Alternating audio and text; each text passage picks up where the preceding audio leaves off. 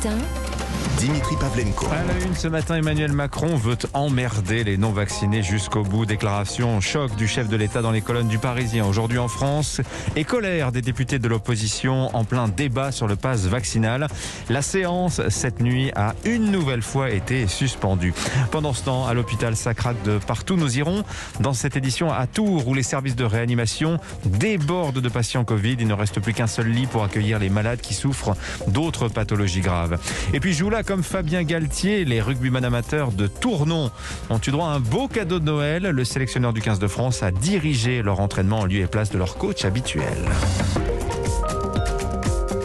Le journal Christophe Lamar. Bonjour Christophe. Bonjour Dimitri, bonjour à tous. J'ai très envie d'emmerder les non-vaccinés. Il y en a qui se contentent de le penser. Lui le dit haut et fort et ce n'est pas n'importe qui puisque c'est le président. Cette phrase, Emmanuel Macron l'a donc prononcée dans les colonnes du Parisien aujourd'hui en France. Une sortie qui a déclenché une véritable tempête à l'Assemblée nationale en plein débat sur le pass vaccinal. L'opposition a exigé du Premier ministre qu'il vienne expliquer la pensée complexe de son président. Refus du chef de l'exécutif et donc suspension de séance et consternation de Marine Le Pen.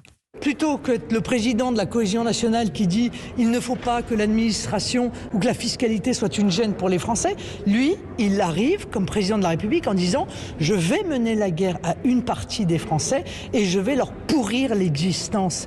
Je vais en faire des citoyens de seconde zone. Mais c'est terrifiant, ces gens n'ont violé encore une fois aucune loi. Ce ne sont pas des délinquants, ce ne sont pas des criminels. Et pourtant, ils sont désignés comme des ennemis par le président de la République lui-même, qui est censé pourtant être le président de tous les Français. Bonjour Jacques Serret. Bonjour.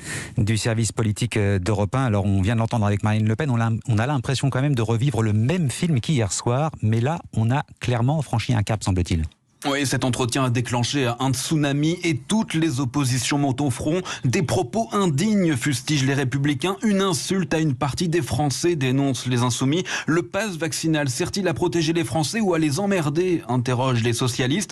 Hier soir, la tension était déjà bien élevée, mais clairement, depuis la sortie d'Emmanuel Macron, le débat a pris une tournure électrique, violente même parfois dans les coulisses du Palais Bourbon. Selon nos informations, un député marcheur, François Cormier-Bouligeon, était tout près d'en venir aux mains avec le député insoumis Alexis Corbière.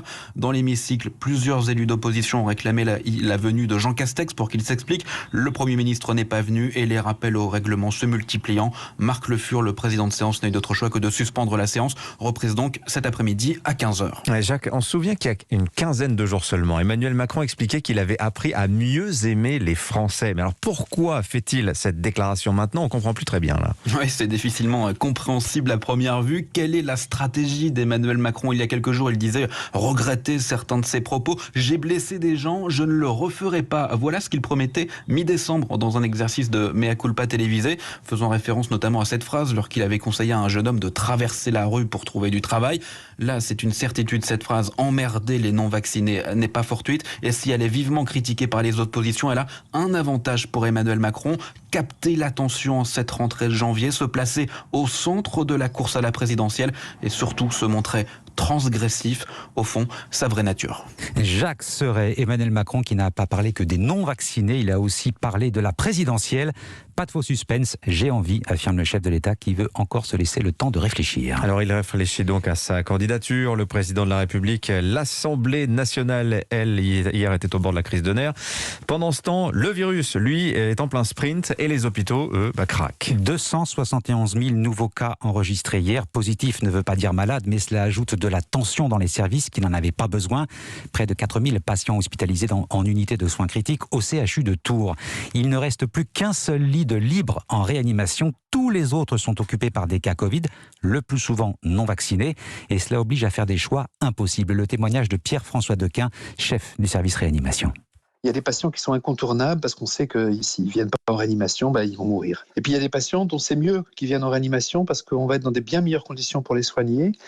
Mais S'ils ne sont pas en réa, on peut trouver des solutions un peu dégradées, où on espère que ça va quand même passer. Des patients qui font des intoxications volontaires, par exemple, et qui sont dans le coma, ils ont toute leur place en réanimation, parce que faire une ventilation artificielle en dehors de la réanimation, c'est tout sauf raisonnable. Mais en ce moment, il arrive qu'on laisse les patients aux urgences, parce qu'on n'a pas de place pour les prendre, et on prend toujours un peu de risque pour les patients, parce que c'est pas ce qu'on devrait faire. Mais on essaye de faire perdre le moins de chances possible à tout le monde. C'est un exercice qui est très complexe, parce qu'à un moment donné, il n'y a pas de place pour tout le monde. Pierre-François Dequin, chef du service réanimation du CHU de Tours, témoignage recueilli par Marion Gauthier dans le journal de 8h. Vous pourrez entendre notre grande enquête sur l'état de l'hôpital en France menée avec tous nos correspondants. Où en sont les déprogrammations, s'il y en a, dossier complet sur la situation dans nos hôpitaux. Les Français pris d'une frénésie de tests également, antigéniques ou PCR, le nombre de dépistages s'envole. 7 millions de tests effectués sur la seule semaine de Noël, selon nos confrères des Échos.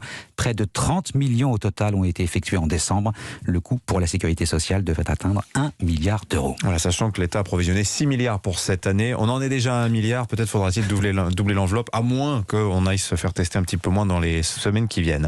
Arrêtons-nous sur un autre chiffre. Celui-ci n'a rien à voir avec la crise sanitaire. En revanche, il coûte très cher à la société. C'est le bruit. Plus de 150 milliards d'euros par an. Voilà ce que coûte chaque année la pollution sonore. Et on en parle moins que la pollution de l'air. Et pourtant, on a tous le même réflexe, notamment lorsqu'on visite une maison ou un appartement. Il suffit juste de consulter les annonces immobilières pour le constater. Le calme est un argument. Le coût social du bruit est effectivement juste faramineux. Plus de 150 milliards d'euros par an. Carole Ferry, le bruit, c'est l'ennemi numéro 1 de nos vies terrestres. Exactement. Et alors, quelle est selon vous la principale source de pollution sonore ? Le trafic routier, c'est plus de la moitié du coût, arrive derrière.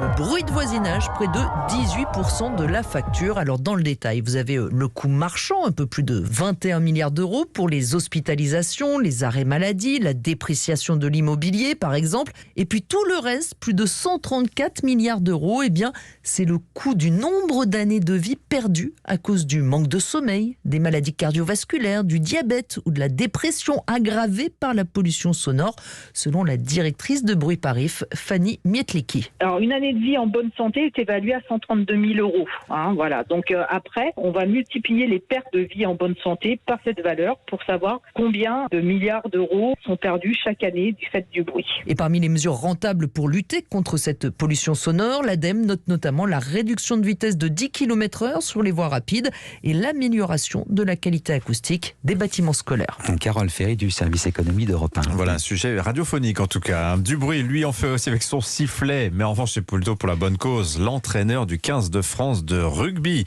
a réservé une belle surprise à une équipe de joueurs amateurs des Ardéchois, si je ne me trompe. Exactement, et c'était Noël après l'heure, mais après tout, quand Fabien Galtier vient, c'est toujours Noël. Et bien figurez-vous que le sélectionneur du 15 de France, il a tout simplement pris les commandes de l'entraînement de Tournon-sur-Rhône. Imaginez un peu, le club évolue en Fédéral 2. On imagine la tête des joueurs amateurs. Jean-Luc Boujon y était. Reportage. Go, go, go, resserrez-vous, rapprochez-vous. À Tournon, hier soir, Fabien Galtier n'a pas fait semblant. Il a crié, replacé, recadré, chambré même les joueurs amateurs de l'équipe locale, pensionnaire de Fédéral 2, exactement comme quand il s'adresse à ses internationaux avant un match contre les All Blacks. Ne montrez pas que vous êtes fatigué, ne montrez jamais que vous êtes fatigué. Debout les gars, debout. Quand le corps il peut plus, la tête elle peut encore. Et si elle peut encore, alors le corps il fait corps. Confirmation des joueurs avec Galtier, ça rigole pas. Il est exigeant, quand on fait pas ce qu'il veut, il nous sort comme il a fait tout à l'heure. Il gueule beaucoup, mais quand il gueule, c'est cohérent, quoi. Il m'a recadré. Qu'est-ce que vous avez dit ? Il faut plus courir, quoi. Mais bon, c'était une super expérience humaine. Se faire entraîner par le sélectionneur de l'équipe de France, c'est une expérience que je pense que je pourrais pas jamais revivre, donc on va en profiter, quoi. Pour le sélectionneur, ce lien avec le monde du rugby amateur est fondamental. Il y a 1800 clubs en France et nous sommes au service du rugby français. Il n'y a pas de ségrégation par rapport au niveau. Il faut que tous les joueurs de cette équipe de tournoi puissent se dire on n'est pas loin. Et puis il faut que tous les enfants qui jouent catégorie espoir ici puissent se dire mais c'est possible pour nous, on peut y arriver. Des joueurs amateurs qui seront les premiers supporters de Galtier des Bleus dans un mois pour l'ouverture du tournoi des 6 nations contre l'Italie. Tournons, Jean-Luc Boujon, Europe 1. Voilà, Fabien Galtier retrouvera effectivement les joueurs du 15 de France le 23 janvier à Marcoussis. Voilà, il gueule, mais c'est pas pour rien, Fabien Galtier. En règle générale, c'est plutôt à bon escient. Merci beaucoup, Christophe Lamar.